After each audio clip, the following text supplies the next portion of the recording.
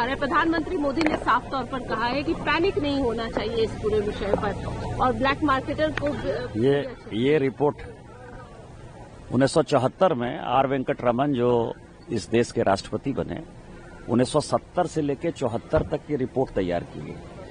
इस रिपोर्ट के जो रिकमेंडेशन है 40 साल तक चाहे कांग्रेस शासन में रही हो, केवल वाजपेयी जी के कुछ 5-6 साल के चीजों को छोड़ दीजिए जब उन्होंने स्टोरेज कैपेसिटी बनाने की बात कही, इसमें जो कुछ भी कहा गया इस रिपोर्ट में कहा गया कि न्यूक्लियर फैसिलिटी डेवलप होनी चाहिए।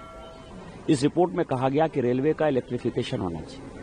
इस रिपोर्ट में कहा गया कि कोल गैसिफिकेशन होना चाहिए। इस रिपोर्ट में कहा गया कि हाइडल पावर जो है वो बढ़ना चाहिए। रिपोर्ट में कांग्रेस को मैं चैलेंज करता हूं, राहुल गांधी को, कि 40 साल में 1974 से लेके 2014 तक इसमें से कौन सी चीजें इंप्लीमेंट की तुमने?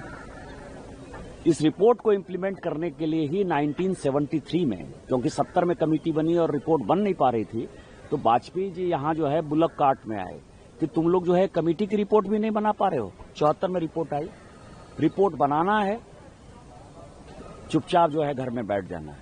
ये कांग्रेस की स्थिति है। कांग्रेस को कोई भूलने का ये है जो माननीय प्रधानमंत्री जी ने कहा कि जैसे कोविड में 140 करोड़ लोगों को वो बचा कर लाए हैं, दुनिया में जितना युद्ध होना है हो जाए, चाहे रूस यूक्रेन युद्ध हुआ, भारत को कोई फर्क नहीं पड़ा।